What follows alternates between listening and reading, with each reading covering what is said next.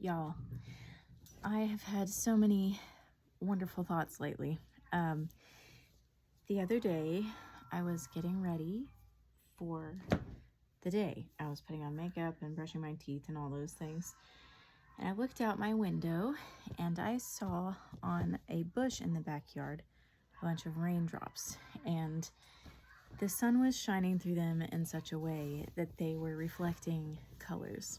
And it was so cool because I would see the branches move just a tiny bit in the wind. There was a very slight breeze, and I could see different colors reflecting in these raindrops. And I had this thought that I never thought of before, and that was that there is literally a rainbow in every single raindrop.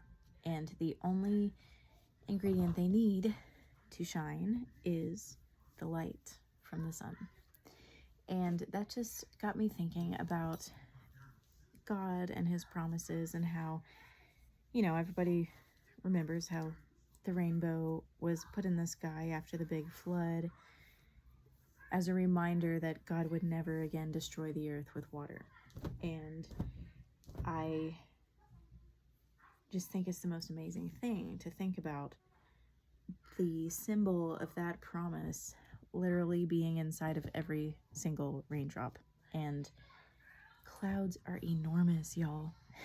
I was flying at the beginning of September. I went to a worship leader conference, and on the way home, there were a lot of clouds, and they were so huge. I mean, like, we were probably 10,000 feet in the sky before we even reached the clouds. I was watching the flight tracker on the back of my seat because I like to know what's happening because I don't fly very often and I get a little nervous, but I was watching the flight tracker and seeing how high we were. So I think we were about 10,000 feet before we reached the clouds. And then we got to the base of the clouds and it was like 30, I think our max altitude was 33,000 feet, and we had finally reached the top of the clouds at that point. So these clouds are like, gosh, I'm thinking they were bigger than I was thinking they were. Anyway, they're a minimum of like 2,000 feet thick. Sorry, not 2,000. Minimum of 10,000 feet thick. Some of them might have been 20,000 feet thick. That is 2 to 4 miles deep of clouds. Think about how many raindrops are in those clouds. Millions, even way more than that, like a number we can't even fathom. And in every one of those raindrops is a rainbow, reminding us and reminding God of his promises to us. And I just thought that was the most amazing thing because life gets hard. It gets scary. It gets intense and emotional and heavy. And it's easy to get overwhelmed by all of that heaviness. And you begin to feel hopeless and depressed and sad. And we don't need to feel that way. We just need to remember the promises of God and that there is always hope and there's always the potential for goodness to come. We just need the light of God to shine upon it. And it's just really cool. This has been on my mind for like a week about the rainbows, but I've been thinking about the clouds for probably, it's literally been 3 weeks. I've been just obsessing over the clouds. I can't stop thinking about them. And that's just how I am. I just get fascinated and amazed by God's creation and symbolism behind it. At least to me, things that it reminds me of. So I just wanted to share that with you today. It's been a tough week in our household. It's also been very good, but there's been some challenges, and so it's been good to be reminded of the promises and the blessings. another thing I wanted to share with you is something I saw on Instagram. It was a post about Matthew chapter 17, verse 20, when Jesus is talking about the mustard seed. And he tells the disciples, if you have faith like a mustard seed, then you could say to this mountain, move, and it would move. And this person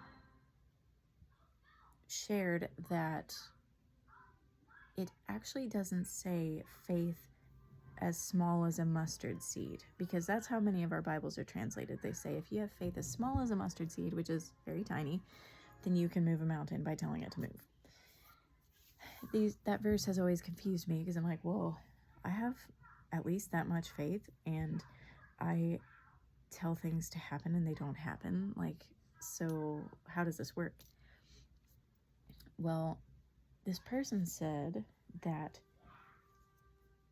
the scripture doesn't say faith as small as a mustard seed. It says faith as a mustard seed, which in first century Israel,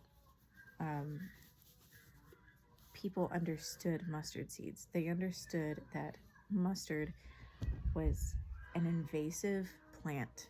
It was invasive, and it was strong, and it was hardy, and it would overtake everything if you lost control of it. And so farmers hated it. And if Jesus says our faith is to be as a mustard seed, then our faith is to invade and permeate every aspect of our lives. And it is to be strong and hardy so that it can overtake anything that it comes into contact with. So that is a very, very different translation. So I decided to pull out my Greek New Testament. I have been trying to learn Greek. Unfortunately, I had to drop my class because of life circumstances. I couldn't keep up with the homework, but I'm trying to do what I can on my own. And I found the passage. I started trying to read it, and of course, it's been a while since I've read in Greek, and so I'm like, oh, I don't really remember any of these words, but I kind of remember the pronunciations. So I typed it into Google Translate and found that it does actually say faith as a mustard seed, and it says nothing about how small it is. So I have sent my translation to 2 different people that I know who are learned in Greek, and have asked them about the translation and if that's a good translation and all that. But I'm just fascinated by this idea that this verse could actually be translated very differently than what we have all been taught. And for that reason, I wanted to share how I think it is so important for Christians to learn New Testament Greek and Hebrew.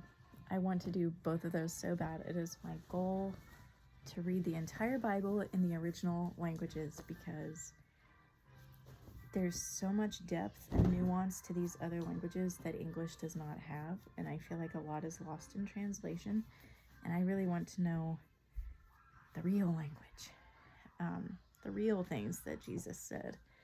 And I just think it would be so helpful if all Christians could study those languages. And so I want to encourage you, if you have any desire to learn about Scripture and what's true, then see if you can find a Greek class. All of the New Testament was written in Greek, and the Old Testament was written in Hebrew.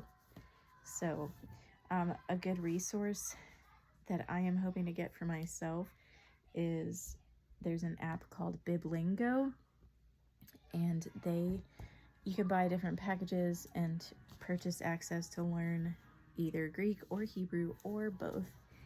And I really hope to get that at some point and use it with my kids and for myself, and just really learn the original Bible. So there's my 2 topics for the day. I hope you found them encouraging, and hope you're having a great day, and I will talk to you again sometime soon.